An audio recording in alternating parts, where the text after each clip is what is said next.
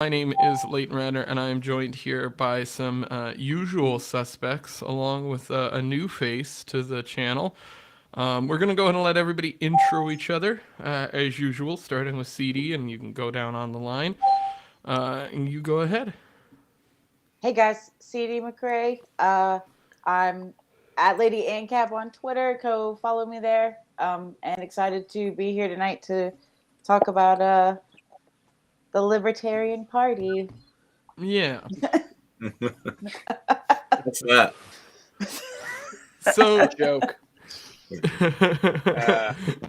you go ahead, Josh. So I'm only going to be here for a little bit tonight, guys. Unfortunately, I got to bounce in a little while to get some stuff done. But I'm Josh Lofka, state organizer in Florida for the Mises Caucus, and you may hear some fun things out of me before we're done tonight. Hello, and everyone. Patrick was the first one in the chat. Pat, always loyal to all of us. Mitch, you go ahead. You are new to the show, so you can give yourself a whole spiel. All right, so this is basically my cell for the interview. Mm-hmm. Okay. Hello, everyone. My name is Mitch Connor. You can find me on Twitter at MitchConnorJlo. If you get it, if you get the reference, you get the reference. I'm also one of the state organizers for the Mises Caucus down here in Florida, and I am ready to we're going to get into some funny libertarian conversations, because boy, am I ready to get over to Reno. Yes. All right. So we are also joined by Kareem. You go ahead. Sorry. Yeah. I'm used to 4 people. Yeah. So, hello everyone. I'm Kareem, state organizer with the Mises Caucus in Pennsylvania. And it's no longer the LPPA, it's the LPMC. So, just want to make that clear. We got the Reno reset going down. You can also find me on YouTube at The Essential Libertarians or Facebook /Kareem Mays. Also, my Twitter handle is Kareem for Liberty. And you guys all know me. I would hope so. I am Leighton. This is Liberty Leighton on Twitter, all that jazz. We're going to go over here, starting with the topic that Josh is here for a few minutes.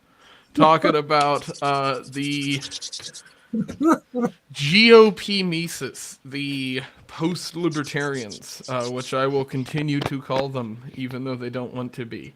I'll be a whole Birdman over here. And really what I think we're going to break this episode down, and we're just putting this at the front because Josh is here, is really down to the current state of the liberty movement and the current state of the Libertarian Party.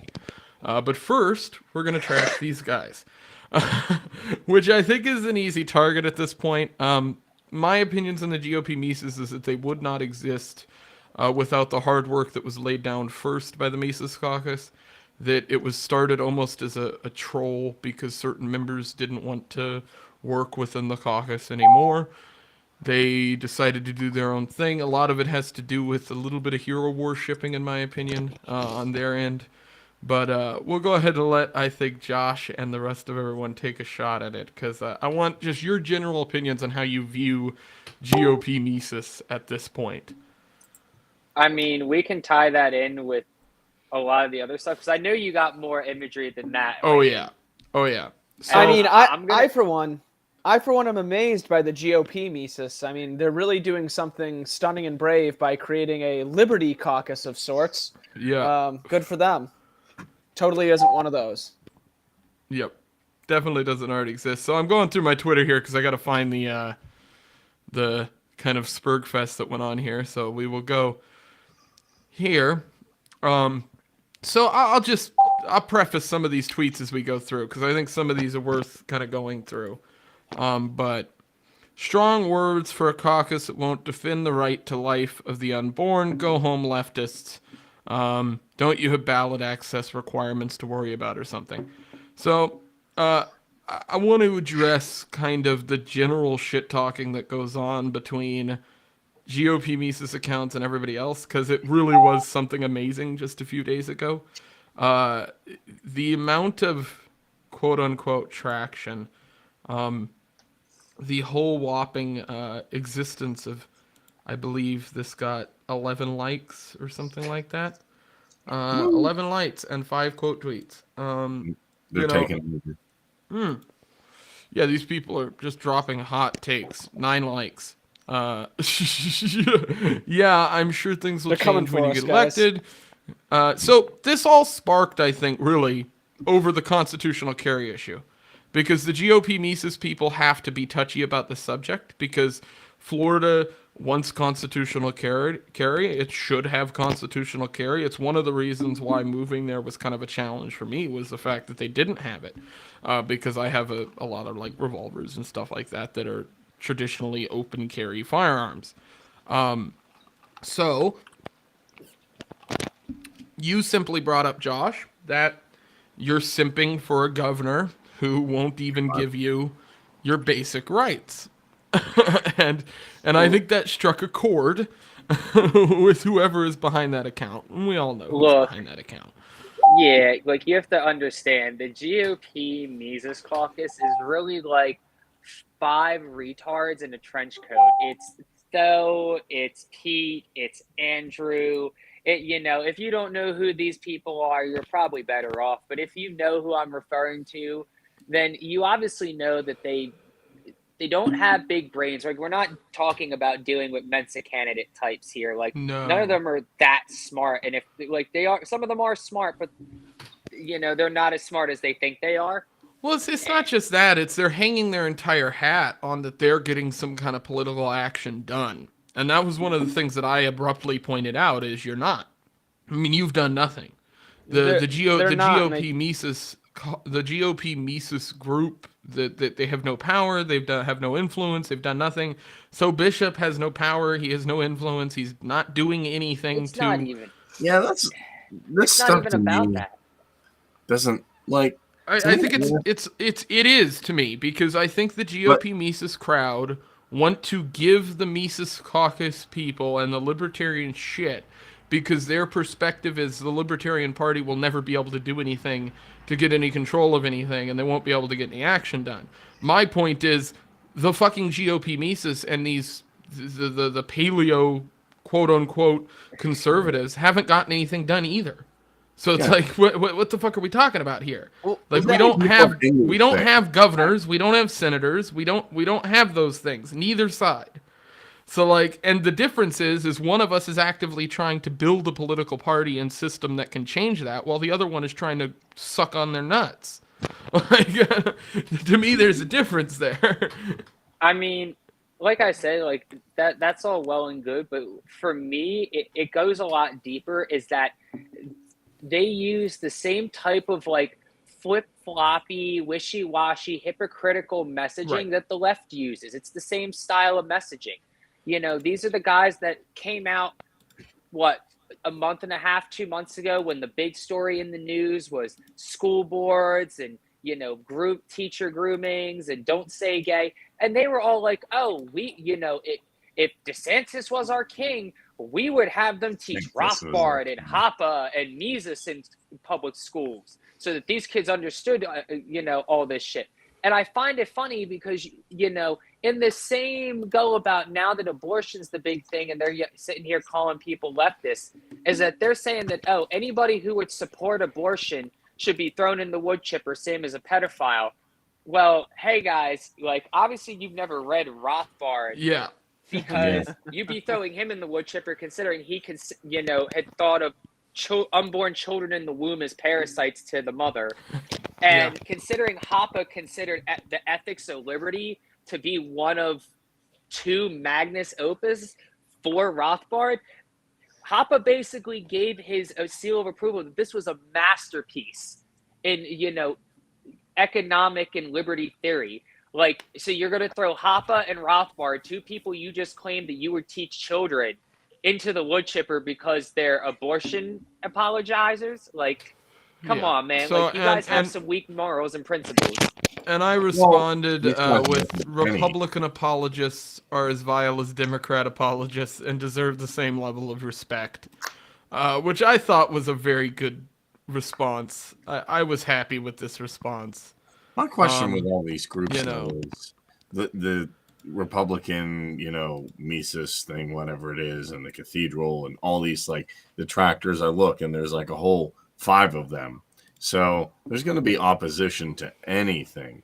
There's going to be opposition to even the best things. Like if you wanted to end all wars now, there'd be 5 people out there. Well, what about the jobs at Raytheon? The people at Raytheon are nice.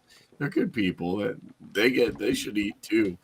So there's going to be pushback on anything. I mean, there's people who were in Occupy Democrats who are pro, mandate and all this stuff. So to me, it's just a few people, few fringe people.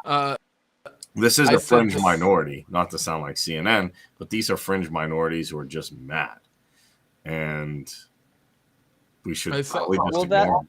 That's where I'm kind of confounded by the whole GOP Mises thing. It's like the Liberty Caucus exists, and that is probably your greatest argument for why your side would be something. The Thomas Massey types. But if you're not even going to be leaning into that, well, then what do you have other than trying to copy what the Mises Caucus is?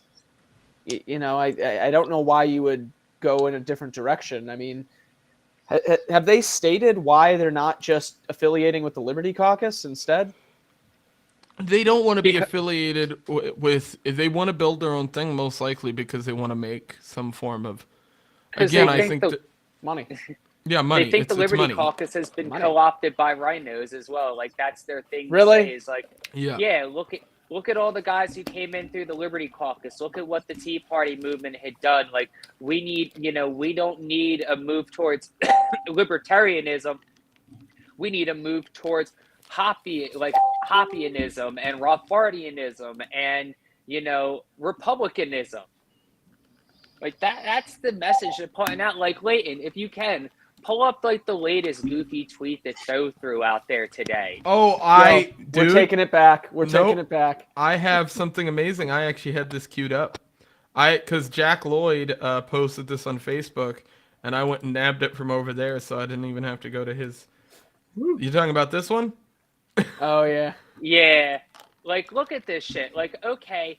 Like, and you got to look at the dates on some of these things. Like, okay, September of last year, and I'm going to guess the one above it was even earlier than that. So the LP can't be saved, blah, blah, blah. The Mises Caucus strategy assumes the work, over Ron DeSantis. Now today he's saying, DeSantis for king. And like, I get confused with these guys. Like, do you not think about what's going to happen when the leftists that you guys are going to like crush under the thumb of your king, overthrow your king and install their own king? Like, what's the leftist king going to look like? If Ron DeSantis is going to, install proper public education and deport all the leftists and nationalize all their land and all this other shit, like, what's going to happen when the leftist king comes? They're going to deport all of you and take all your private property and socialize it all for the greater common good of the people. Like, that same oppressive shit you're looking to do is going to get done right upon to you, and even worse, because fuck you, they can. Yeah. Although it'll be funny with the QAnon people in camps. Hey, man, this is all part of the plan. Well, so Patrick brings up a good point here, which is what I mentioned earlier, that, it is kind of a troll against the Mises Caucus from some certain people who didn't want to affiliate with the caucus anymore, thought this was a better way of handling it. And it is what it is, but now we get to laugh at them for being inconsistent, unprincipled pieces of shit. So that's how this works. And this is how we all keep each other in check in the liberty movement, which needs to be happening more prevalently, in my opinion. People need to be calling people out more often. Oh, yeah. For I'm instance, not going to lie. I got a nice little social media pop off of them retweeting and trying to call me out for being a piss poor leftist. So, oh, yeah. Thanks. I'll grift your followers if I can. Yeah. And I responded to this one tweet that they put out. With GOP, Mises has no power and makes excuses for someone like DeSantis who does, while individuals in and around the liberty movement attempt to make it a principled force. Making excuses for a politician, keeping rights from the people, sounds like you will fit in well with the GOP. And this is ultimately brings me to the meme that I started the show with, but kind of pulled it out early on, which was, the fact that the way I look at things right now, a lot of this is very much so this. It is post-libertarians not wanting to be involved with the libertarian movement anymore, not getting along with the people anymore, not wanting to do that anymore. And instead of just saying that they're not libertarians no longer or doing that, they decide that they can't go back to being Republicans completely. They have to create their, independent individual kind of movement, which is fine. It is what it is, but I'm still going to laugh at it. I mean, we're gonna mock it, no doubt. But to be fair, that is just kind of. I feel like that's just kind of how one takes in philosophical ideas. Right. You know what I mean? You take I in don't some of the disagree things with and you. kind of, yeah. But at the same time, their conclusion is pretty asinine. Yeah, the end conclusion to me doesn't make any sense. For instance, I talk about this sometimes, but just the age of the LP, the age of our political movement in general, the theory is old, the ideas are old. We have this kind of history behind that, but it's not like the Libertarian Party has existed as long as the other two parties. We haven't been doing this as long as they have. We haven't been fighting them for as long as these parties have existed. That comes into play here, where we are in the early stages of the libertarian movement, in my opinion, not the late stages. And the GOP Mises crowd, the Tho crowd, they have a high time preference, and they think that we can get things done quicker than we actually can. And as a result of that, they'll spend resources and garner donor money and do all of that stuff, and in the end, it won't do anything. And they'll have the exact same shitty amount of power as they had when they started to try to glom onto some. Because you can't get power from Democrats and Republicans. That's just the truth. You're not going to get them to give you any power. It's like the Libertarians have been trying to get some form of power in that way politically for a long time. It hasn't worked. No independent third wave political group has ever been able to do that. So it's not like we're any different from anybody else. The idea that the GOP Mises are going to do something with the Republican Party that will actually make a difference, I have yet to see any shred of that. And if they did, I'd be happy as hell, right? I think everybody in this call, if tomorrow a call from Tho Bishop caused there to be a constitutional carry in Florida, I think everybody here would be like, that's awesome, cool. Like, cool, props to you. But like a phone let's call stop from Tho pretending. Bishop to DeSantis. But let's stop pretending like that can happen, because it can't. And I feel like that is kind of the argument that's put forward by a lot of these people. Well, we have the ear of these people. We have conversations with these people. No, no one does. There's no conversations going on. There's nothing here of substance. Like, there's nothing anybody can point me to that the GOP Mises crowd, the post-libertarian crowd, have done politically that made a difference for the liberty movement. They haven't. There's nothing All anybody they've can done point to. They've grown a little social media following. They've gotten a little bit of like that weird incel cultist kind of crew to champion all of their messages and parrot whatever they say from their 86 follower account. So I mean, yeah, they've done something, I guess, if you want to call it that. They built more of what they had, which was a big bag of fucking nothing. But I mean, that's what some people want. Some people want the big social media following. It makes them feel good. They like getting all the notifications. They like arguing with people online. Like, this is a guy who's not active in his own county. He's not doing anything to push any candidates. I don't think he's donating any money anywhere outside of, wherever he can see it helping him personally. So, I mean, how can you take a guy like this seriously? He's a GOP guy who, kind of like Sabatini, just complains that, hey, you libertarian guys should come join the GOP because we have a rhino problem and only you can save us. Like, I'm sorry, I'm not here to be your Obi-Wan, bro. Yeah, Obi-Wan. But it's a funny thanks, thing. guys. I got to get running for the night. I appreciate you having me on. I might be back on later, but if not, take care. Have a great night. Well, we'd love to have Kathy. So. That didn't work. Okay, so we will come back to this talk, but I want to take a small break to talk a little bit about Dave Chappelle being tackled on stage because it's a funny video to react to.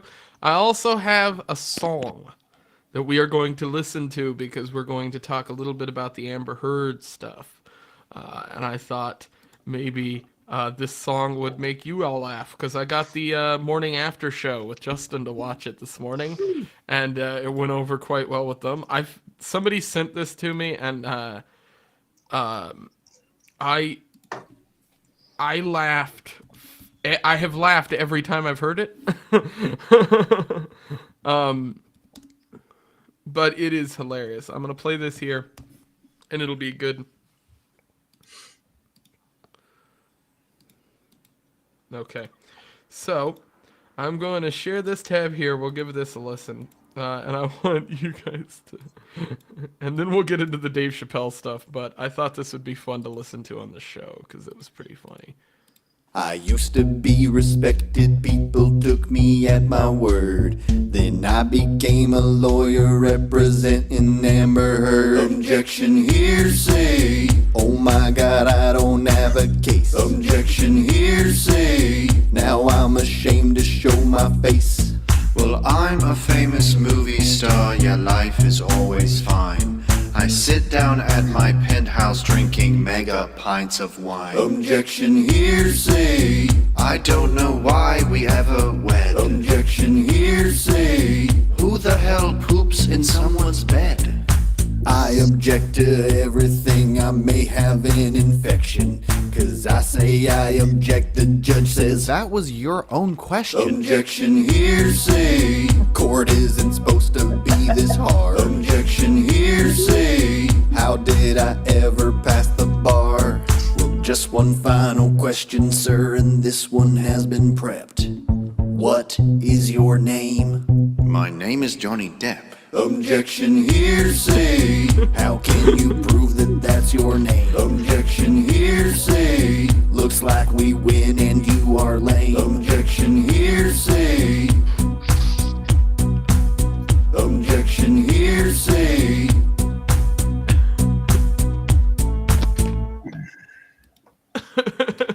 So that pretty much encompasses the update to the Amber Heard trial as we are on a 10-day break for this trial while the judge goes to some conference. I have now finally caught up with all of the trial, so I have seen it all now. See the cocaine? So everybody keeps saying that it's not coke. I am pretty convinced that it is most likely onion oil. If you look at the video, she kind of brushes the top of her brow and eyes before she goes to her nose. I think she's doing that because the first day she was on stand, she couldn't cry tears, and everybody was talking about it online. So I think when she went in the next day to court, she went ahead and gave her some aid to make sure she could work up those tears in that second part of the testifying. Hey, objection, hearsay, man. Objection, hearsay. Dude, he objected to his own question. That's like, amazing. I don't think people understand how amusing that is. He literally objected to his own question. We should get him to be a government lawyer so he can try and defend them for various things in court. Like, So who would you rather be defended by, this guy or the guy who is the prosecution in the Rittenhouse case? probably the Binger wasn't a bad lawyer. Binger wasn't really a bad lawyer. I don't know. Binger had a horrible case that he should not have brought in the first place, and he was probably wanting to make it a political trial. But if you look back on his other cases and things, he's not like specifically a horrible lawyer. This guy is making mistakes that I'm just like, it has to just be for money. Like they have to just be being paid so much that they're willing to make themselves look like idiots as lawyers. But there's been some mistakes that I'm like, this doesn't make sense. Yeah, I'd want Binger. Yeah, the truth is, like, Binger is a criminal lawyer, DA, assistant DA who handles a lot of cases. He Like, pointed a gun at the. oh, he's a fucking retard. I didn't say Yeah. he wasn't. I don't think he was a good lawyer. I'm though. just talking about from a lawyer perspective. I wouldn't take him over Rottenborn. I don't. The only thing that gets me is like basic gun 101. Also, they both have the worst names ever. Like, his name is Binger, and the other guy's name is Rottenborn. Rottenborn. They neither really spawn confidence. He got mad at the SCOTUS leak. Yeah, I heard. Yeah. So we could talk about some of that. I definitely want to cover it because apparently there's another fucking leak, and I'm like, so the Wall Street Journal received, or the Wall Street Post, or someplace received a second leak that the Republican and conservative justices are standing strong on their votes and not changing, which I'm like, so you still haven't closed up that leak, huh? I think that's less of a leak and more of a hole at this point. Like, when does it become like a sinking ship versus just a leak? I don't know. They're gonna burn some cities, in my opinion. So- but here's the thing: I'm all for. At least it'll just be blue states. Yeah. Well, I'm in one, but I'm in a red area. But the interesting thing to me is, all they're saying is, to me, bring it back to the states. And I've argued, let each state decide. I'm pro-life, but if a state wants to do something else. Yeah, at this point, the Supreme Court, the way I see it from a legal standpoint, they've made the right decision. There's nothing in the Constitution that gives them the ability to base the Roe v. Wade case off of, really. That's just my own. The only problem is people are not that. looking at it like states' rights. They're just looking, No. oh my God, they're going to ban. Because that's how that's how they want people to look at it. They don't want people to talk about states' rights. They want people to talk about abortion. Not to go like, I'll go mini Alex Jones here, not full. I'm not going to bring up crazy stuff. But to Abortions are turning the fucking babies gay. All the crazy stuff turned out to be true. Yeah. Yeah. But here's the thing. It seems to me like, okay, we messed up on mandates. We messed up on this. We messed up on the Ukraine thing. We messed up on every possible thing. How could Democrats still stay in power? Oh, let's say they're going to overturn Roe v. Wade. Oh my God. We got to stop these Republicans. And to me, that's kind of like their last-ditch effort. Like, look, Republicans don't want you to have women's health care. That's, to me, what I think they're thinking. It could be that this leak also comes out when Pfizer released a bunch of documents, when there's food processing plants being destroyed, and when there are, and when more aid is being given to Ukraine. So, and inflation keeps going up. So to me, it's kind of like a distraction. Like two people are arguing over this and everything's on fire. Now, I could be wrong. And 2,000 meals came out too. So why does this leak come out right when all this stuff comes out? I could be wrong. I could be wrong. So we will go ahead and jump. We're gonna go to the Roe v. Wade stuff. I want to cover this first so we can get some like lighthearted shit out of the way. I guess not lighthearted, but more lighthearted than this.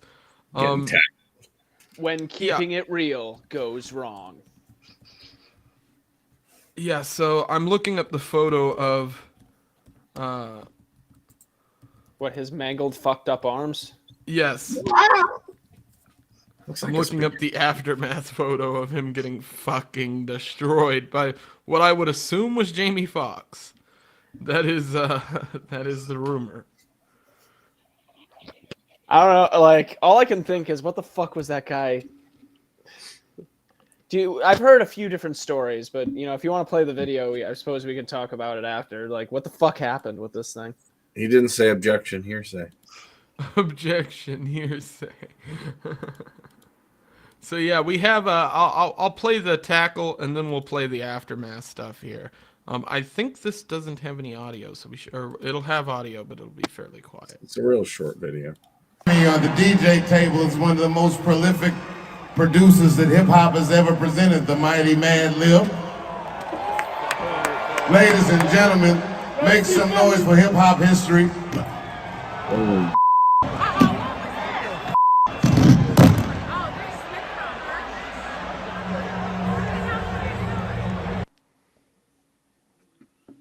This will be the slow motion here. Boom. And Chappelle rolls with him. I mean, Chappelle, to give him his credit, he stays up pretty much. I mean, till the very end there. Somebody that really tapped I am going to kill that. I am going to. Wait, I gotta see this. He just starts walking off stage. I love this. They are fucking that dude up. Yeah, this is a miracle. Look around and find out.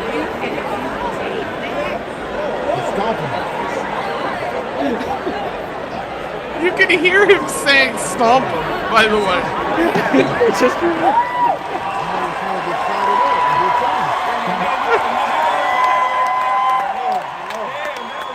stop. Thank God that was clumsy.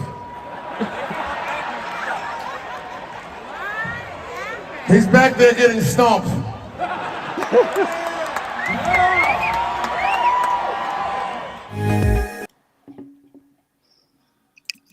so he later on said it was a trans man. You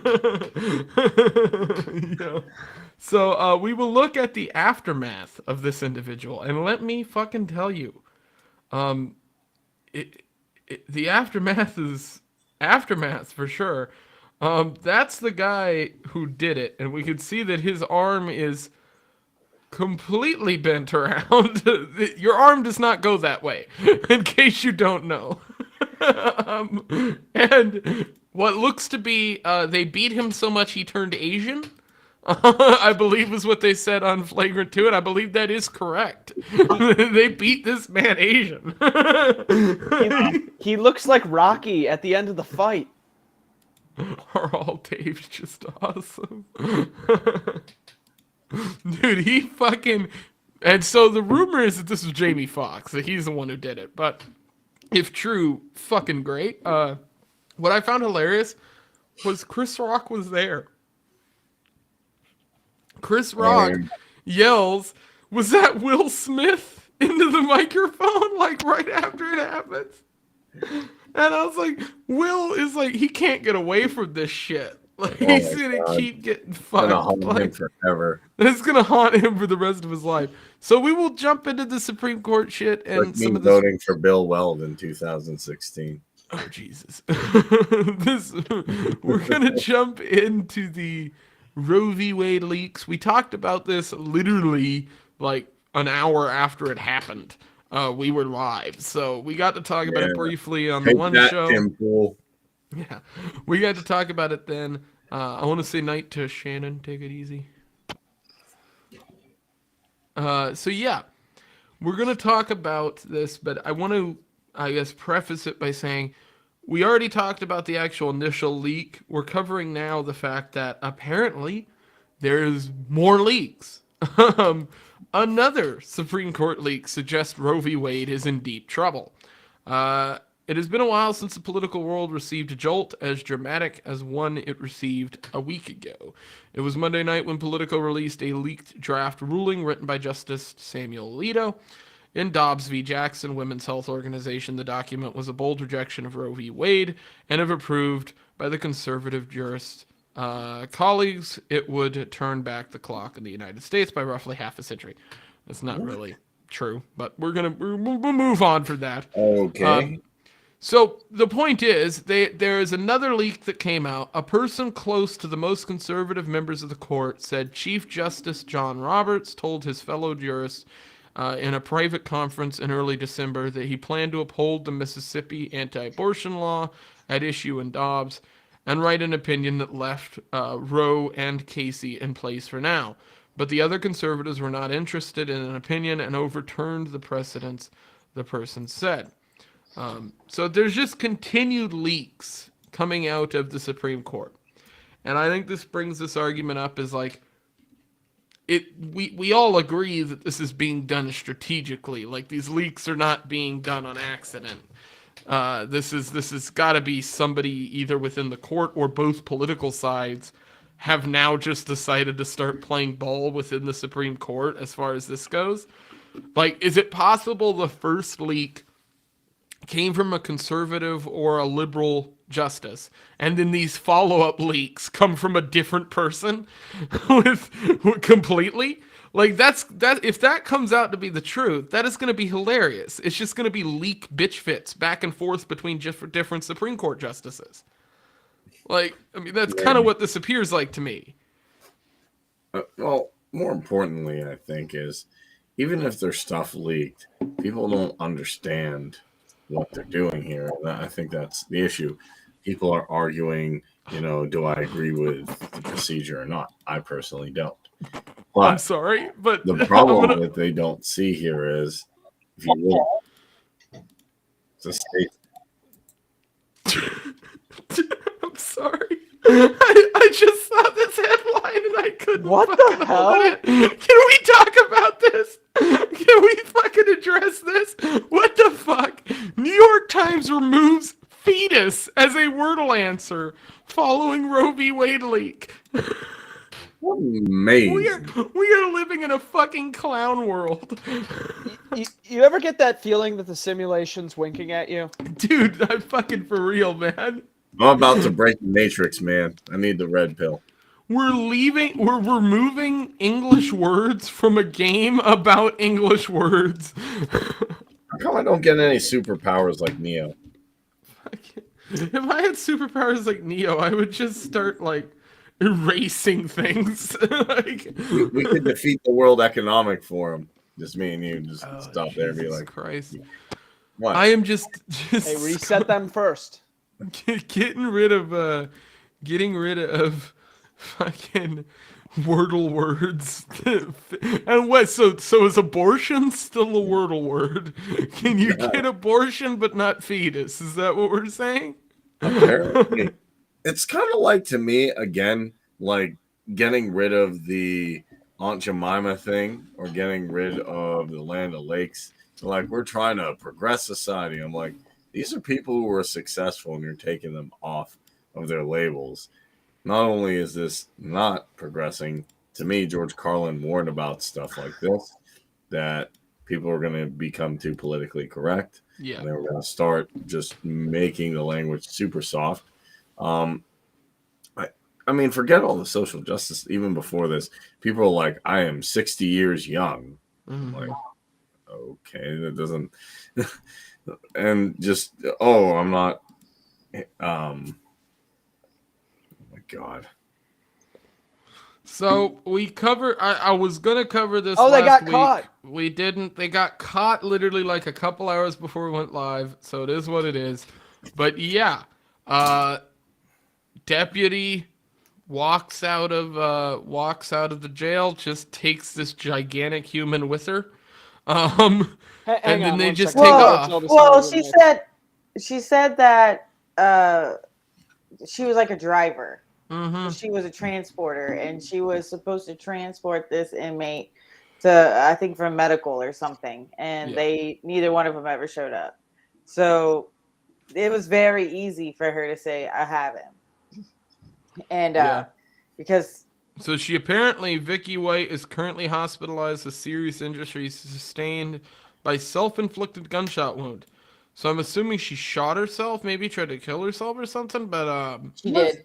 They fled to Lauderdale County Jail in Alabama. Oh, they fled the Lauderdale County Jail in Alabama on April 29th, and a manhunt ensued. Authorities relied on surveillance footage and tips to catch the suspected prisoner and officer.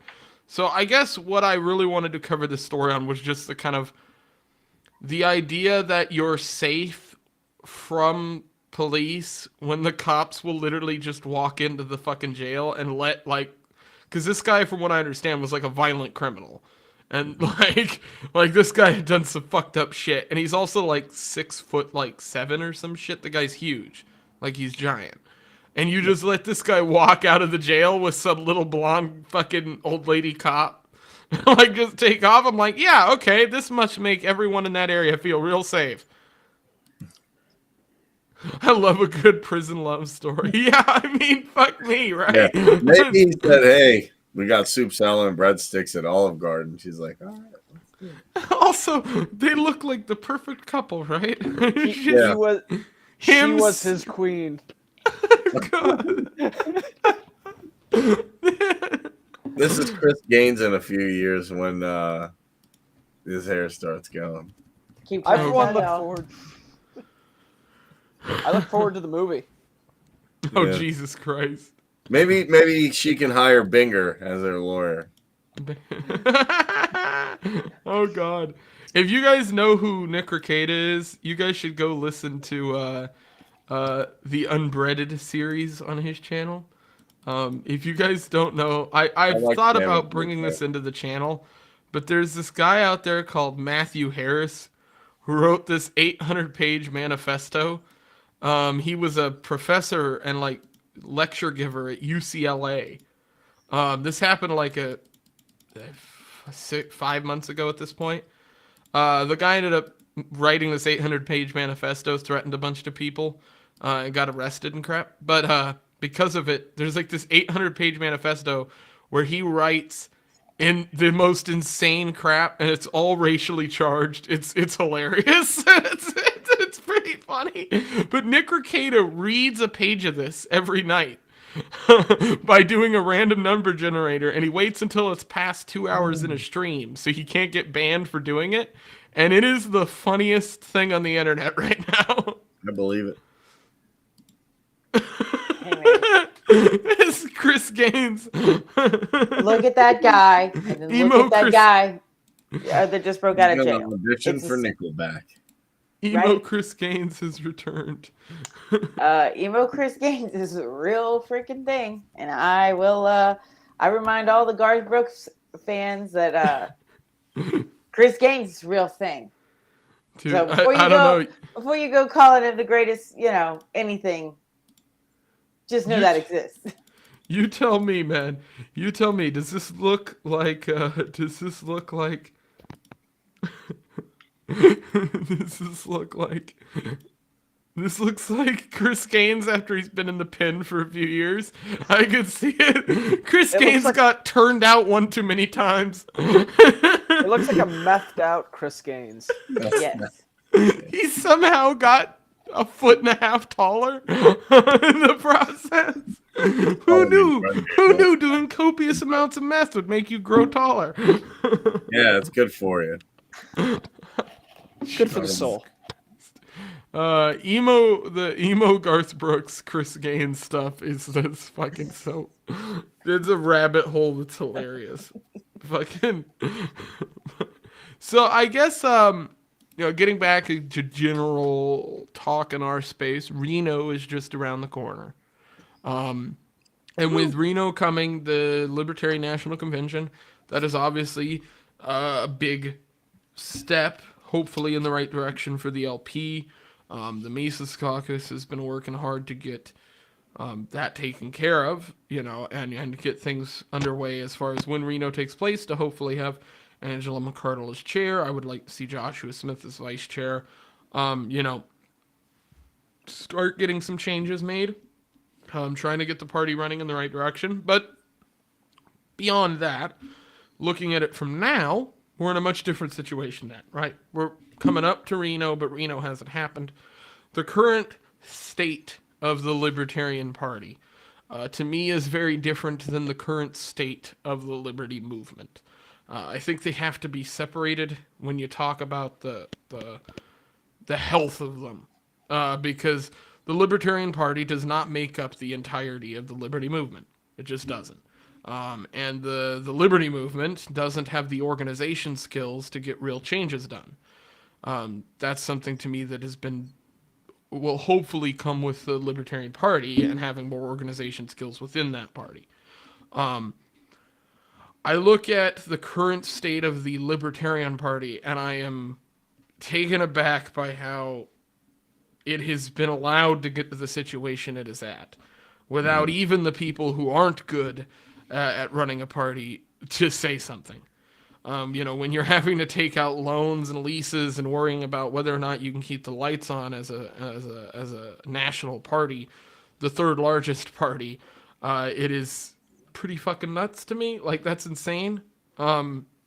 I don't know what you guys feel about that, but I guess that's more of what I'm talking about. It's just the health of the movement and then the health of the party currently going into Reno. Yeah, well, the issue happened was when Ron Paul ran as a Republican. To me, a lot of the liberty-minded people went over there. Now, that was obviously a long time ago in 2012. Not a super long time ago, but then people who weren't principled stayed in there. To me, if you have an organization, this is what I tell all the Beltway guys, fine, you want liberty here and there. I'm not going to say they're completely like against it, but if you don't return back to your principles, to me, that organization's not going to thrive. It'd be like you going to a dojo that teaches Jeet Kune Do, and they're like, we don't care about Bruce Lee. And to me, the people are like, we don't care about Ron Paul or Murray Rothbard or where your movement came from. We just are mad because somebody said something offensive. That doesn't move.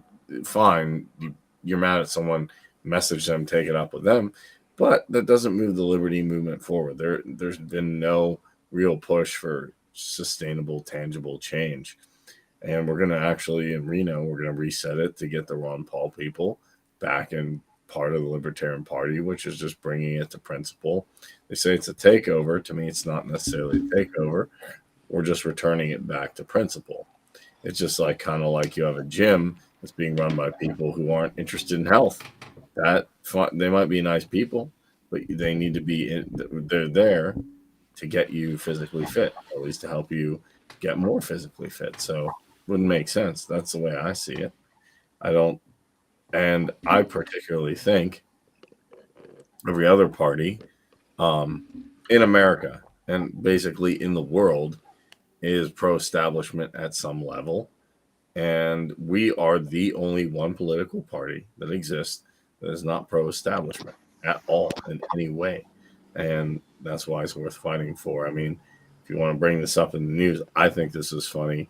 Everybody's like, no, Kareem, Deep State Don is anti-establishment. He is. I'm like, oh, that's why he brought on the CEOs of J&J after one of their products, isn't doing so hot. Yeah. And what about, I guess, CD, you want to go, and then Mitch, or however?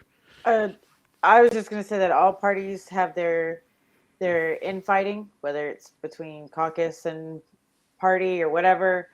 But the difference between us and them is that they have had the luxury of time and money to build a wall around them to where the people don't know about the Republican Party as a party. They don't like, and then We talking like Trump wall or Palestinian wall? we just can't insulate ourselves. Like we just can't seem to insulate ourselves from. I just need to know whether I need to bring a rock or a ladder. Berlin, you're thinking. Oh, fuck. I forgot Berlin. No. Something like that. Bring ladders, bring a rock, bring all of it. I'm just saying, I don't think it's like we put all of our stuff out immediately. And so whenever you're asking people to come join your party, and like the first thing that they see on like a Twitter account is you arguing, it doesn't look right, and it doesn't look great, and it doesn't look like anything anybody would want to join. Why should I join you? You people don't have your shit together. I'm hoping that with Angela, it looks a lot more uniform. I'm not really for centralization, but I am for if we're all going to do this, it should be kind of uniform. There should be the same, pretty much the same talking points with the state difference. So this is something I've actually talked about in like private groups, is the separation of private membership and leading roles within the LP. Affiliates have people who are voted into candidate, positions or offices within the LP that get to make decisions for that affiliate. Those people probably should not be conducting themselves on the internet to other libertarians in a way that is trolling, right? Like, I wouldn't suggest those people to be doing that. Now, you want to troll people outside of the libertarian space, right? You want to go after the GOP, the duopoly type people, or the independents. That's fine. I don't have any problem with that. I also don't know about, as far as enforcement on that, what you can really do as far as bylaws goes, things like that. But regardless, But I think that's not what's happened, because some of the people who are for, say, people within the party not being able to say certain things or troll, do that kind of those actions, they also don't think the general membership should be doing that. And I don't think that's how it works. I don't think you can tell somebody who pays dues to the Libertarian Party what they can and can't post on their social media. And I do think that is brought up by the kind of loser brigade, piece of shit type people within the LP, where they're like, well, you broke the nap because you told me I was a trans person. It's like, well, no, that's not actually how this works. Like that's not what's happening here. Words are aggression, Leighton. Oh, fuck off. Yeah. Well, one nice thing is we'll get like Fucking Brianna Coyle. That's exactly the type of people who make those statements. yeah, we'll get rid of this like I'm not gonna say they're hardcore lefties, but I always felt there was a left direction kind of in the Libertarian Party. Like, oh, okay, let's appease to BLM, let's do this, you know.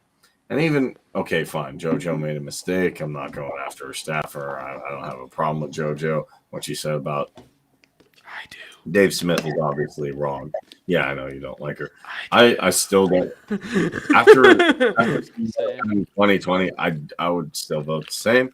That being said, though, there's always this catering to the left, which is good. I don't think catering to the right is good either. But now there's not going to be this subtle catering like, oh, here's a social issue. You have to wave a Ukraine flag. You have to say this is good. You have to be like, you know, you have to support what the establishment is supporting, but just make it light. Now we can actually do our own thing.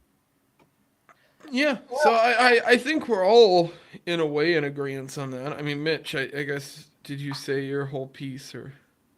No. I was basically just going to say, as far as like the Libertarian Party goes too, and just to kind of piggyback off of what Kareem is saying, I feel like we really need to make ourselves stand apart as libertarians, not really right or left, but you know, Right. as on our own leg. We shouldn't really be clout chasing on either side. The problem is when we try to pander to either side, they can sense bullshit. They think they're being deceived Yeah. into believing into what we believe instead of actually winning on the merits of an argument. And both sides generally, since they can see that, it doesn't matter if we're trying to pander to the left or right. Either way, it just ends up coming off as hollow. Yeah, I think this is the value of having.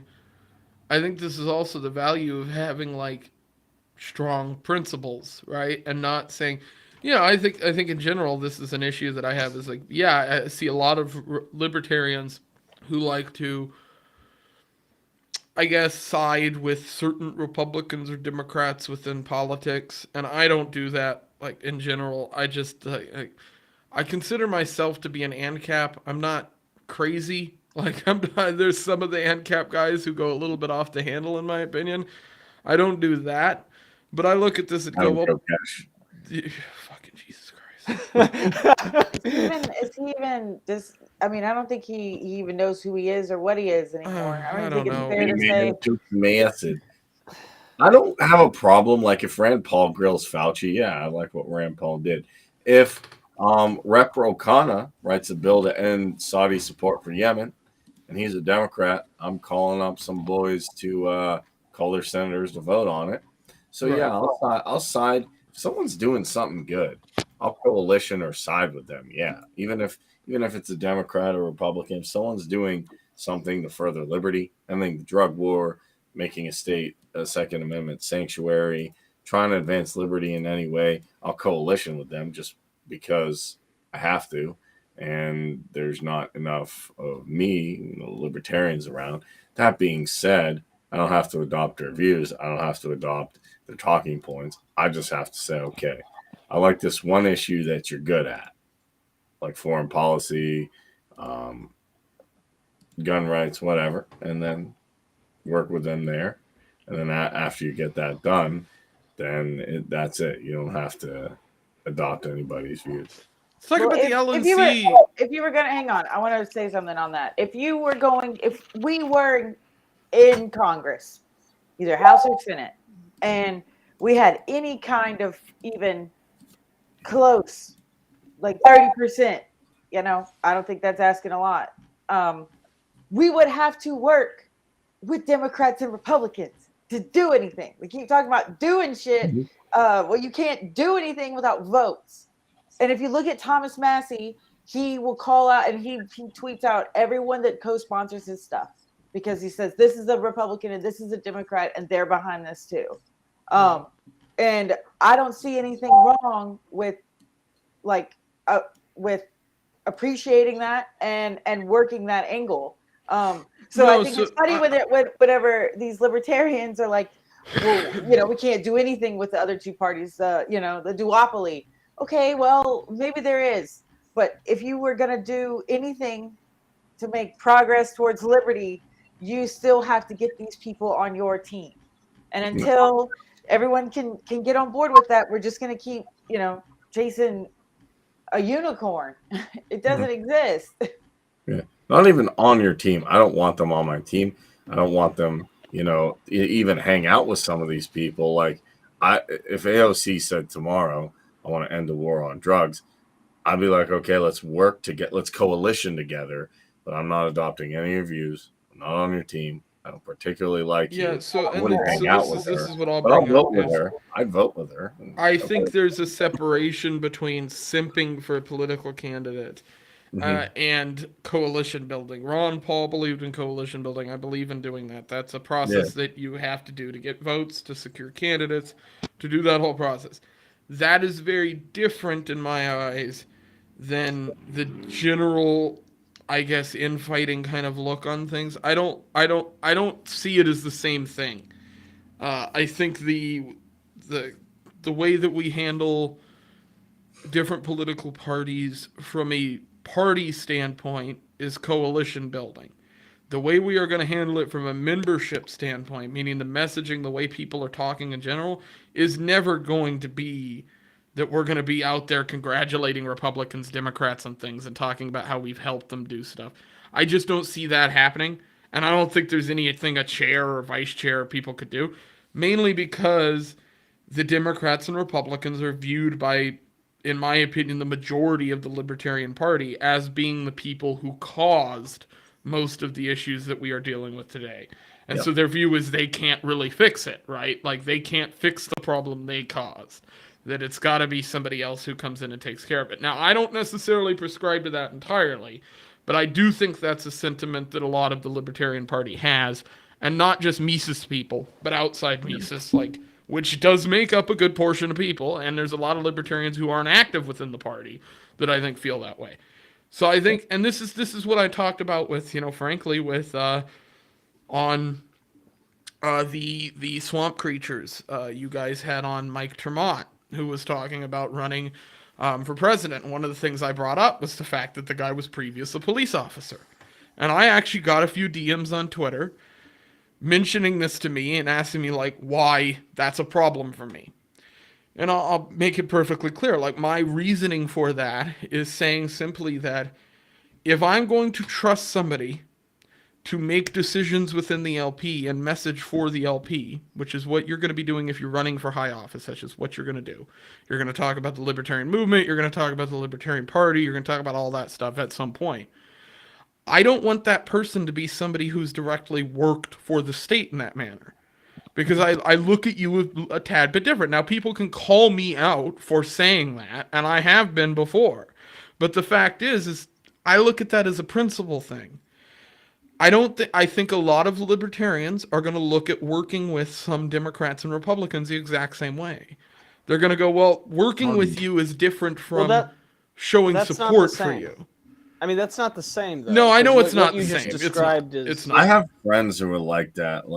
I'll give you a quick story. You're not wrong. Thinking about it, it isn't an equivalent. Right. It's more so what I'm saying is it's going to be difficult getting libertarians in mass within the party, whether we're talking about one caucus or one small group, one big group, doesn't matter, to sign on to the idea of coalition building to the extent of publicly showing support for certain Democrats or Republicans. I think you can do that from a party standpoint, meaning the LNC might put out a statement about this thing, or this group within the party might put out a statement. I don't know if the general members are ever going to do that. I think that's what I'm saying. I think there's a separation between the party and the membership. in Well, that that's regard. in every party. That's in every party. Yeah, but I think we need to Happens, not do that. Because I think if we're doing that the same way as every other party, I think we might be putting ourselves in a worse position later on in our growth as a party. Well, here's the I mean, thing. I think a lot of this People say is that, like, we yeah. don't know. Because again, we are a young party. We don't have the experience on historically to look back on how this party is going to grow. So Yeah, we have to test things we out. don't know who's going to come in on board. We might find that the left implodes so bad that we have an uptick by 30% in Democrats going, what the fuck are we going to do? And turning over to us and saying, we need to coalition build and help, help us join the Libertarian Party and become part of this movement. That could happen tomorrow. We have no fucking idea. Like, so to me, I look at it and I go, I don't want to be in the future running into the issue where we have a bunch of political adversaries that we're running against, and they can just go, well, 4 years ago, you guys sided with this person who went on to do this stuff, and this guy who went on to do this stuff, which is, I think, kind of the issue we run in with, like, if you had a candidate 20 years ago who ran for office, say as a Republican, and the Libertarian Party put some support behind that guy, because say he supported constitutional carry in whatever state he was running in, he supported a bunch of stuff in that state. And then 10 years later, that guy puts through totalitarian laws in the state, locks it down, puts it into a situation where its economy starts crashing and everybody there hates this guy. Mm-hmm.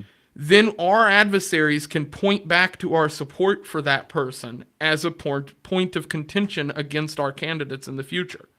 I mean, and that's the principal anyway. thing, right? We do that to Democrats and Republicans on a daily basis. We point to the things they supported, right? A Republican candidate will come up and you'll say, you supported the war in Afghanistan, or you supported this conflict that we did. We do that same litmus test to them all the time. Why do we not think that'll be applied to us in the future? It probably will, but like It will eventually you got to get some stuff done. So I don't disagree. I just think we should be getting ahead of it in that way instead of... I want a uniform response to things, but I want a uniform response from the LP. And I think that the general membership is a different animal because it's just the way it's been handled over the last 10 years by the LP is not. I think the takeover will actually rectify that and make it a lot more uniform. I agree with that. I think the only people who will still be against this are people who are like agorists. Like I was talking to Larkin Rose and the one thing in the chat room, and they were talking about a free society. And I said, he debated Joshua Smith. And I said, okay, guys, I respect all your things. You don't want to do anything to do it. But like, I did vote for Jorgensen. They're like, okay, Kareem, she's a statist. I'm like, I get that, but you agorists talk about like a free society. I'm not against agorists. How do you plan to do that? Like, yeah, you can talk a good game. You can talk about the philosophy. And I used to do that, but how do you actually get from point A to point B? To be honest with you, the debate over theory is just fucking, it is a hot mess. I don't ever want to get involved with that. It gets to be such a shit show. Yeah. This kind of like bickering that goes back and forth about like, oh, well, my version of libertarianism, but that stuff I'm done with. Like, I don't think infighting within the party, that should be annihilated completely. It's not even that. There's some people like it's not going to be entirely, but it should be annihilated mostly post Reno. The people who should be infighting are the people who are trying to clamor onto what little bit of fucking leftist shenanigans they want to run in the party. Those will be the only people that will be infighting. Everybody else needs to be focused on growing the party. And after Reno, the leftists and all the crazies will be out. The only two people I hope to see are the Libertarian Party, Mises Caucus, and the like agorist type people who don't want to vote, don't want to do anything. Well, I think people have it twisted. I think we're going to see a lot of people pour out of the party post Reno from that angle, the loser brigade angle. I don't think we're going to lose nearly as many people as people think. A lot of those guys are going to stick around and try to cause problems. But eventually, that they're going to find that that's not going to work, and they're going to move on, and that is what it is. And so it's something where I look at everybody's going to have different ideas post Reno to grow the party. Everybody's going to have different ideas they're going to bring to the table, different strategies they're going to bring to the table. I guess my only 2 cents would be that no one strategy that the LP puts forward is going to be adopted by all of the membership. That's just not going to happen. And so, being that that's the case, we need to figure out a way that all of those ideas can be represented within the party. To me, that works best when everybody's coalition building and doing what CD was talking about. I think it's done worst when you infight from within the party outward, which is what we've been doing for the last 5-10 years, I'd say, within libertarian spaces. Which is, I think people get it twisted. I think it's been going along around a lot longer than people give credit for. There's been infighting within the LP for a long time. I just think the way that infighting is going on, because we're dealing with really fucking dirty individuals who have no fucking no dignity whatsoever, they're gonna bring up some shit that makes it harder to trash against, right? To like debate against or even talk about, and that's something that I just don't want to be involved in. Like I'm not gonna talk about things, which is something that I feel like post Reno might be a little bit of a problem with some individuals, because I know there's some things that people just aren't going to want to talk about post Reno. My point of view is that after Reno, the party will have changed because there will be different people in charge, and it's going to take about a year for me to see whether or not that experiment is going to be successful. What does success look like to you? Growth. Any growth. That's all I need. If the party after Reno, a year after Reno, even was the same size or 5%, 2%, 1% bigger, to me that means we're winning. Because the second you have growth that you can follow up year after year with more growth, then it's just a matter of time. And that needs to be what the party is looking at. It needs to be, listen, liberty in our lifetime is a great idea. It's probably not going to be a thing that takes place. So if the party is, if this life cycle of everybody who's in this libertarian party who is going to be dead 70 years from now, there needs to be something left over for people to pick up on and carry on afterwards. That's how I look at it. It's you can't win on a short time preference with this stuff. We can try, and we need to try all those things. We need to try to win in every fucking space we can. And that's why I said everybody coming together with different ideas and building different coalitions and coming up with new ways of doing this is important, because we've never done it before, right? Like, we're a young party. We don't know. Not we don't know, but we as a party don't have the history to look back on to be able to go, like the Democrats and Republicans have toppled elections and caused all this chaos across the U.S. for a long time. They have this book that they can go back to go, well, we did this back then, so let's do it again, right? We can't do that. We have to just figure this shit out as we go. And I think the LP, with Mises Caucus guidance, with those people behind the reins, will be able to do that.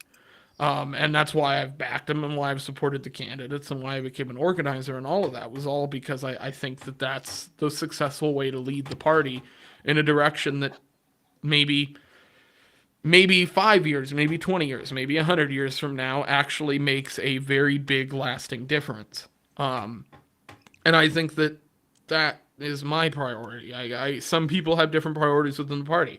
I think growth is the single most important thing. You can't do anything without membership, without donations, without people willing to go protest and get their voices out there and things like that.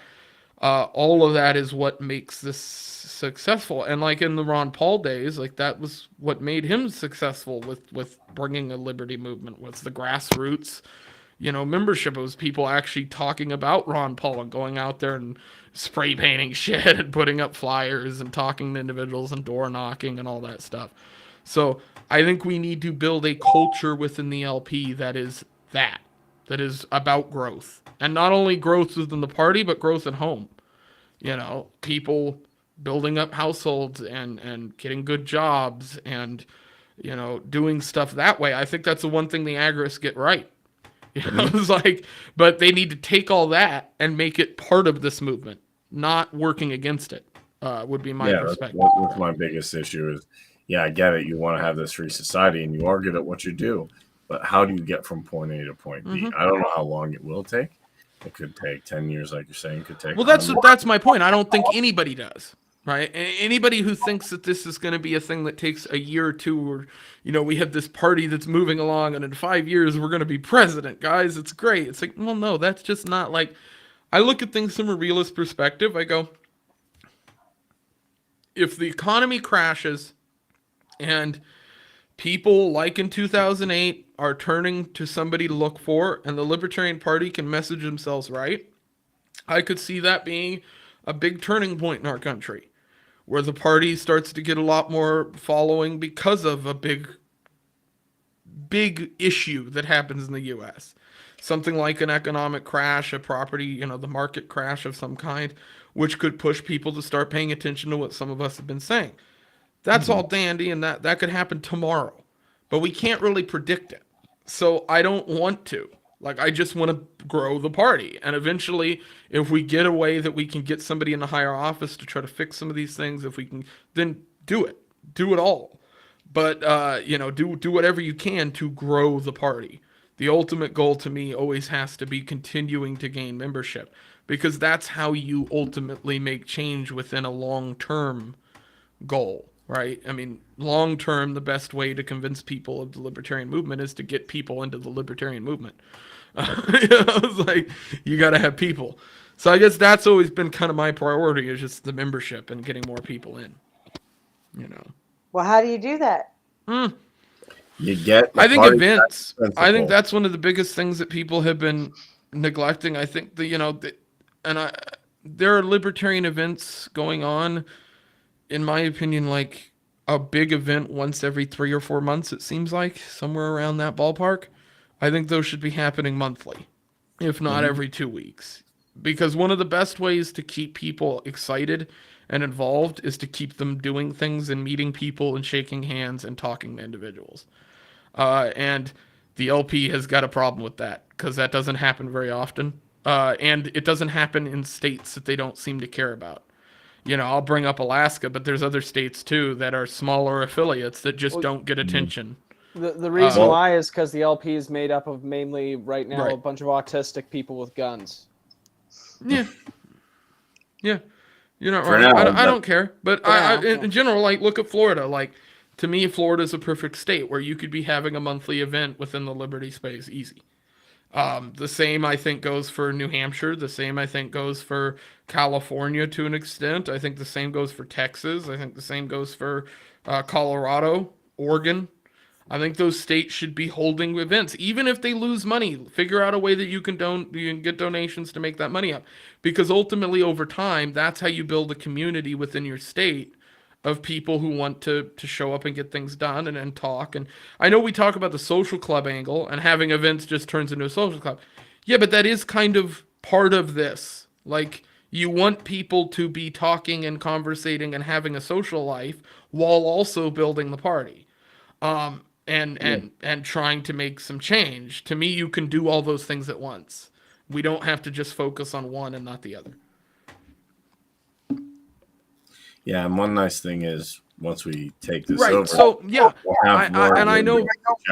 I've seen a ton of events over in Florida, and going on. I agree with all that. I think my main point of view is just like, the more the merrier, and events that aren't necessarily being put on by the LP. Like, we just talked about how we don't want LP official candidates maybe making certain statements, doing certain things, right? Well, what if you want to throw a big party where you do a bunch of stand-up and stuff like that? That might not be an event you want official candidates going and speaking at.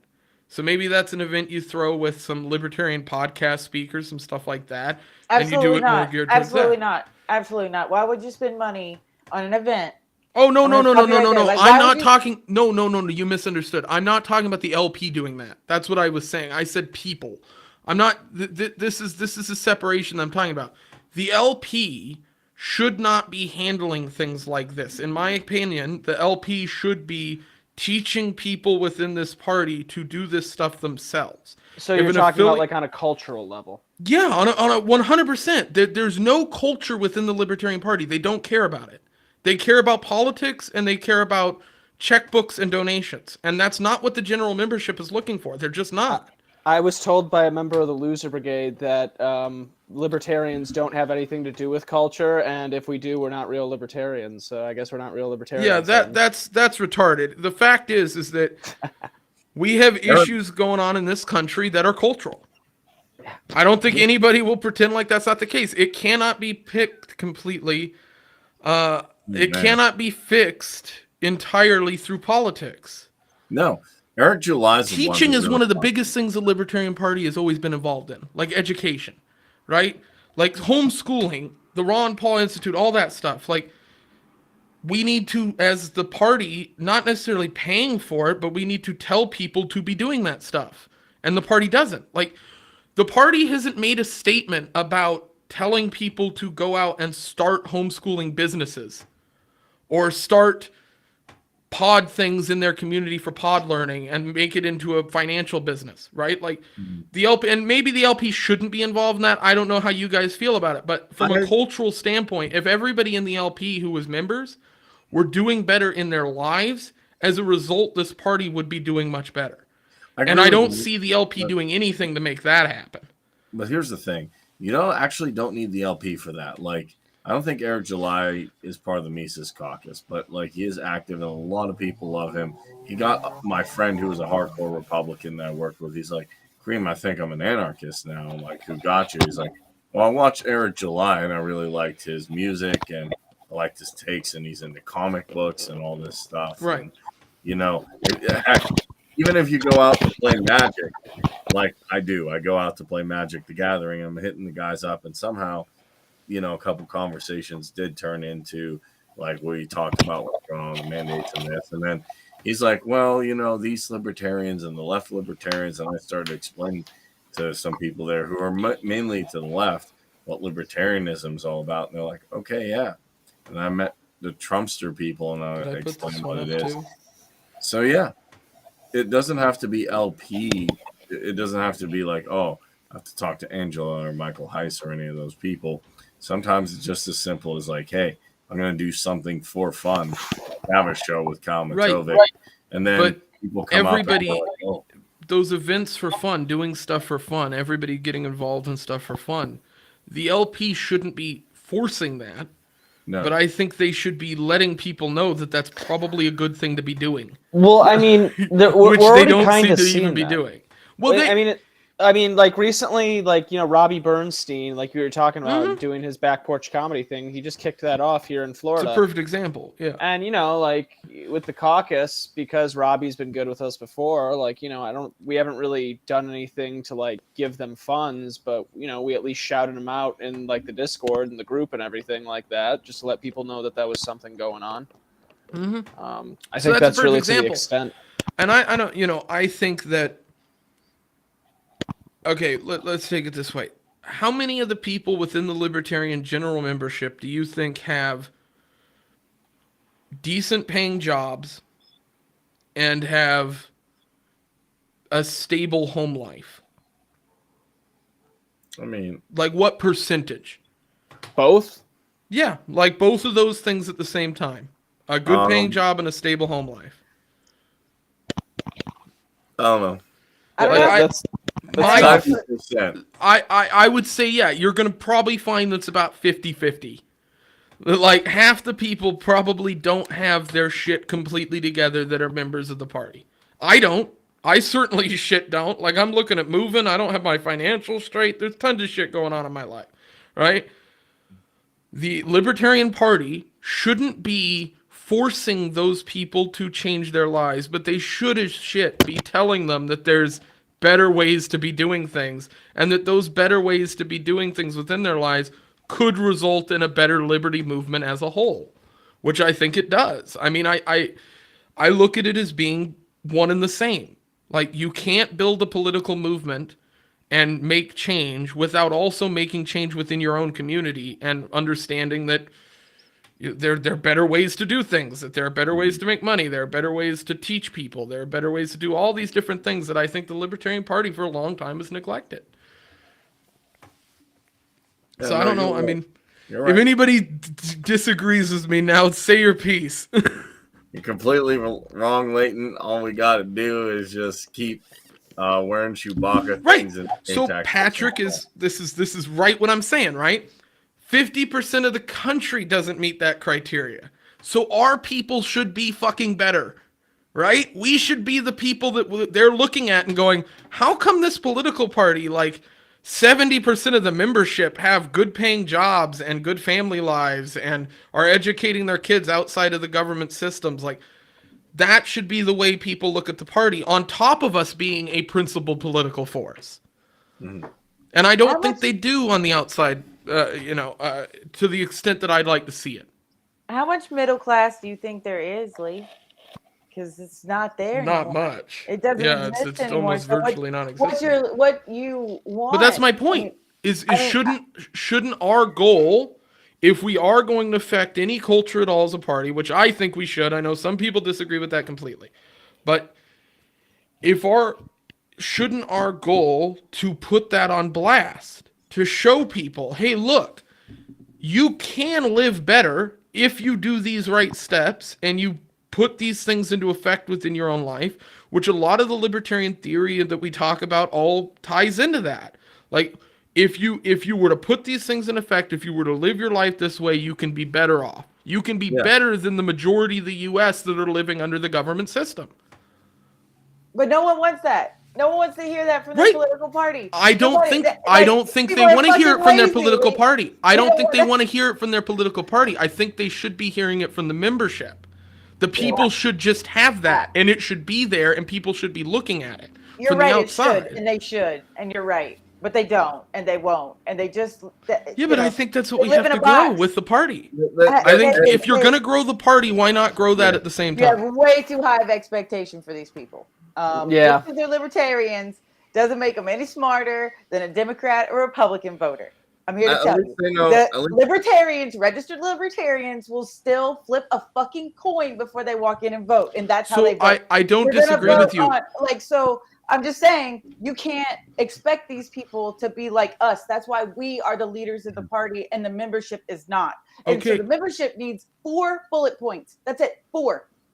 And if they can get those 4 bullet points down, and that's what they spread, that is how you grow the party. It's not with it, you can live your life better if you hang out with us, because that they don't believe that, and they will That's not what never I'm putting believe you. forward. Well, I'm not putting we that can do forward. both. We can do I- both and see what happens.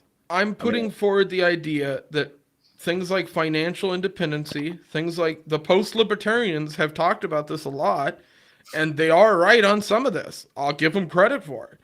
The fact is, if more libertarians were financially stable, were in better positions of self-governance over their own lives, and things like that, I think we would look much more appealing as a party. And I think as we grow our political prowess and grow this party from a political standpoint, it seems stupid to me to not be at least attempting to grow it from the other angle. I would argue that when you look at membership, I don't disagree with you. Somebody who's affiliated libertarian, like on their voter registration card, the majority of them, you're right. But if you pay dues to the LP, if you are a paying member and you are at least semi-active, my guess is you'd at least be accepting to hear some of those ideas. Maybe not all of them, but maybe some of them. There's certain people within the membership that would hear more about pod learning and learn more about that, or learn about all education, different education routes. There's people within the LP membership I think would love to hear about more financial side of things and how they could better themselves in that manner. And I don't necessarily think the LP or an affiliate needs to be the one doing that. But for instance, like, okay, if the LP is throwing an event in, say, Florida, right, and you're going to hire 4 people to come out and speak at the event, you're going to pay them, right? And you've got 3 libertarian speakers that are coming out to talk. You got your Tom Woods and your whoever, right? Could one of those speakers be somebody who's there specifically to talk about how you can make more specifically in that state per hour at a job, or how you could be raising your kids in a different education system if you haven't already. And could you market it as an event where you're going to have somebody there talking to new members that way and bringing them in, and old members, and talking to them about how they can do things better at home and with the political movement. Is the stage gonna have pyrotechnics? Because that sounds like the most boring day ever. Well, I don't think it has to be boring. If you had a person who, because I'll be honest with you, I was sat down 3 or 4 years ago and told to get out of the restaurant industry. The guy who told me to get out of that industry sat me down and explained to me exactly why I wasn't ever going to make any money in that industry the way that I was working. And he was 100% correct. And him telling me that, I listened, I changed the way that I was living, and I make more money now because of it. If somebody can do that with LP members, with people who are part of the libertarian movement or part of the liberty movement as a whole, and that makes the party healthier as a result, I think that's a net positive. And so I just think it's whether or not it's worth exploring from a libertarian perspective, whether culture is something we should even be fucking with.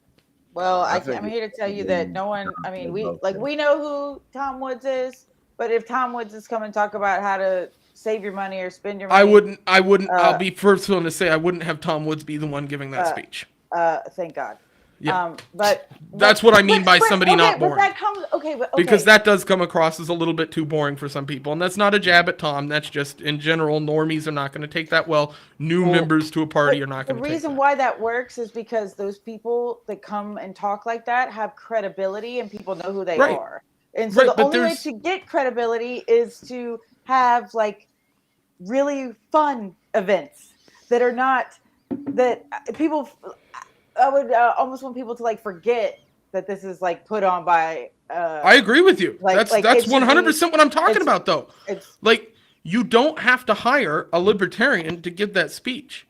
You can give somebody that's known in your state or community, that's known as being somebody who gives work seminars, stuff like that. There's lots of, like, for instance, in Alaska, we have a native person who goes around and gives talks to a bunch of the different native political groups on how they can get higher paying jobs when they move into the different city areas. That person who does it, when they go to the event and put it on, I've been to one of them, it is literally like a party. Like they do it in the middle of a mixer almost, right? Yes. That makes it so that everybody is more susceptible to it. They're listening to the people. They're talking back and forth. It doesn't feel like some stoogey event. I'm not talking about that at all. Okay. That would fail flat on its face because that's what we've been doing. Like, it hasn't been working. I don't know if you guys have ever been to an LP event. Oh, they're not fun. Like, they're not fun at all. It is the wonkiest. Like they might as well have brought out animatronics. It's 7 hours of talking. Chuck E. Cheese. It's hours of awful. Talking. It's awful. So and shitty alcohol. I would never bring a new person there. Like, no, I would exactly. never bring a new person there. What I want to do is change that culture. Right? I want to change the culture within the party that says that we shouldn't be having newbies come to those events. We should be. We should be able to have those people come to those events. We should change the way those events are taking place so that it's an event they want to go to. And that you could tell them, hey, what you might learn here isn't just how to be politically active. It's how to be socially active, how to live in a world where you understand that libertarianism is real. And that our ideas are good, and that we're trying to fix this. We all talk about that after you become libertarian, you look at the world a little bit differently. And you look at the things around you a little bit differently. Like, when somebody's on the news talking about the economy, like, or something like that, or somebody on the street you're crossing is talking about something and you pick up on it, your brain has a different way of thinking about it. Because we have taught ourselves that this is not correct. The way that we've been taught from the duopolist standpoint is incorrect. So men can't get pregnant? Yeah. Oh, okay. I didn't know that. But so my point of view is like, yeah. So in the same way that takes place, we need to do it with events. We need to do it with all of that. We need to be changing the way that people look at us. Because right now we are looked at as the stoogey, talk for 7 hours in an event, get nothing done party. And I think we should be the inviting, teach people how to live, get political change to happen party. Mhm. And I think 10, 15 years from now, our party would be in a much better position if we did things like that. I don't think me and CD actually disagree here. We probably just disagree on how I don't think we even disagree on how a libertarian event should look. I think we just probably disagree on Gotta the have fun. membership communication between the two. I just don't see, that they're looking for you to tell them what to think. Right.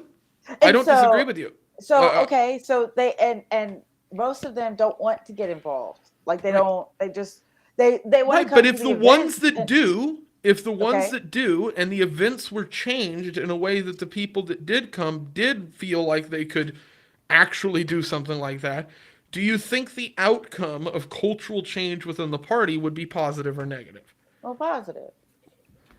And I guess this follow-up would be, do you think it's worth the LP expending any resources post-Reno on that?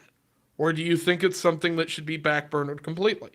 No, I absolutely think it should be, the party committee, whatever, the events coordinator, okay, whatever. yeah. Like they should. That's all I'm asking and for. so I just so want think, somebody trying to plan this with some kind of like I organization skills really that's do not a think- potato.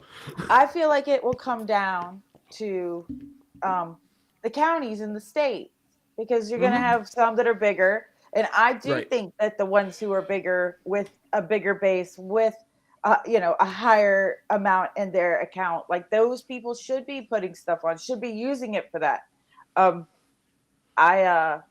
Small I states, would it's definitely a little bit different. I would agree with you there. and so I'm not saying, But like, also, like like- Wyoming should be the Right. one to throw the party. Yeah, exactly. But I mean, But like Florida, New Hampshire, California, those states, they're Colorado, Colorado, yeah, this is a perfect that- example. that way it's people like- people yeah. can go. But yeah, I don't think it's incumbent on the LP to necessarily fund that stuff.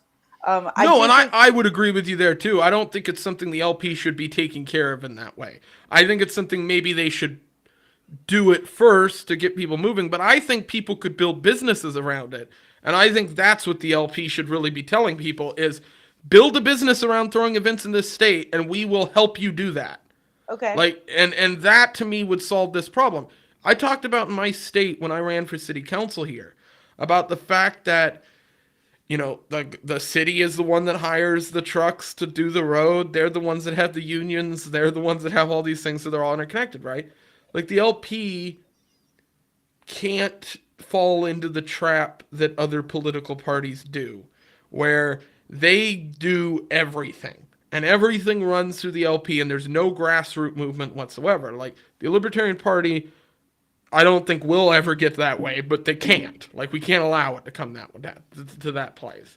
And I think that doing that, having some exposure there, telling people, hey, build a business around this, or do this in this state because it will help and you're going to be able to better yourself, is a better way for us to be doing things than just paying into it completely. Or You set know, up I- OnlyFans with Chris Gaines pictures Mm-hmm.